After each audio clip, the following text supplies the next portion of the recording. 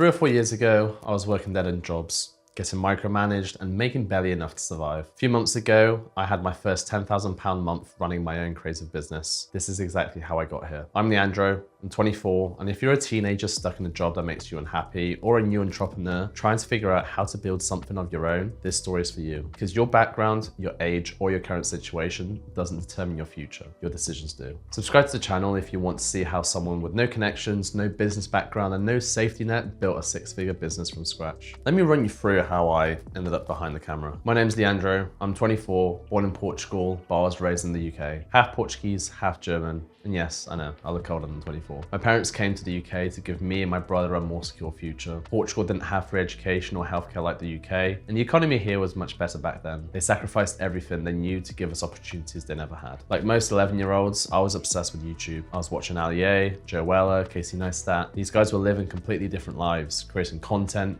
being their own bosses. So I saved up and bought my first camera from CEX and started making the cringiest challenge videos you can imagine. Crossbar, Bean Boozled challenges for those who remember it, you name it. But life hit hard. When I was 11, I lost my dad to a heart attack right in front of me. It flipped my world upside down. But looking back now, it's hard to tell exactly how it affected me at the time because I was just a kid. But I can see how it impacted my mum. She was stuck in fight or flight mode, trying to support me and my brother while also trying to grieve. We're close, but we don't speak too often. That experience made me mature a lot quicker than anyone else in my age group. It instilled a workaholic mindset in me. My dad loved working, and I guess I inherited that from him. That pain built the work ethic I have now. For years, I felt like I didn't really belong anywhere. School was just something I had to get through, not something I really enjoyed. But there was this one moment, a small breakthrough that changed everything. In art class, we started using Photoshop, so Friday mornings became my favorite time of the week because it was the only subject I felt like I truly belonged in. I wasn't the best student, I wasn't the most popular kid, but when I was in front of that computer manipulating images, creating something from nothing, I felt like I'd actually found my thing. That was the first time I realized I could create and that creation could be valuable. So around this time, I was surrounded by the Instagram model era when 11 Degrees, Six Silk, and Gymshark were the top brands. Everyone was obsessed with aesthetics, fashion, and looking good online. That's when I started taking an interest in fashion and making an effort in how I looked. I thought I'd be a model one day.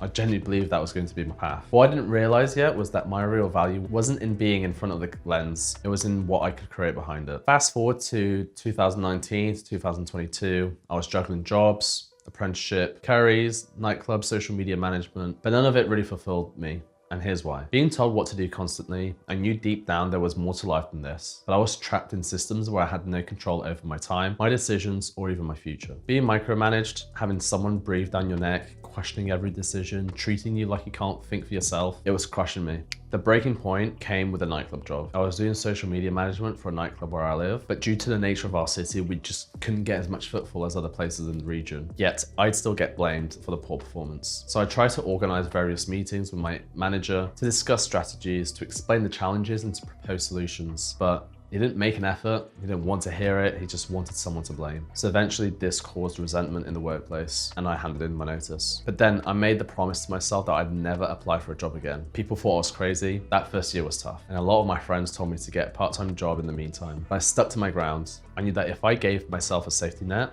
I'd use it, but I needed to burn the boats. Years earlier, I'd bought a cheap Nikon and started taking self-portraits. I enjoyed the creative process, the technical challenge, the ability to capture moments. I thought to myself, I really enjoy this. I wonder what it'd be like if I got paid for it. So that's when LRR photography was born. LRR stands for Leandro Rosa Raimundo, just my initials. I was only doing photography at the time, so it made sense. My first paid gig came from a Facebook post. A removals company needed new photos for social media and advertisements. And I didn't actually charge anything because I had no idea what to charge, but they gave me £50 for 5 hours of work. Here's the crazy part. That £50 for 5 hours was just over 3 times more than what I was getting paid at my apprenticeship. That moment was a revelation. I realized that my skills, my creativity, my time could be worth so much more than what any traditional employment could offer me. That removals company became my first real client, and working with them taught me everything about client relationships, delivering on promises, and the basics of running a business. By late 2022, I made the decision to go all in on my business. My financial situation, not the best, not the worst. Had I saved up half a year's worth of bills, things would have been far better. But I didn't have that luxury, so I just had to make it work. The first 12 months broke me, motivated me, and in short, they molded me into who I am now. There were multiple times I almost gave up. When you're used to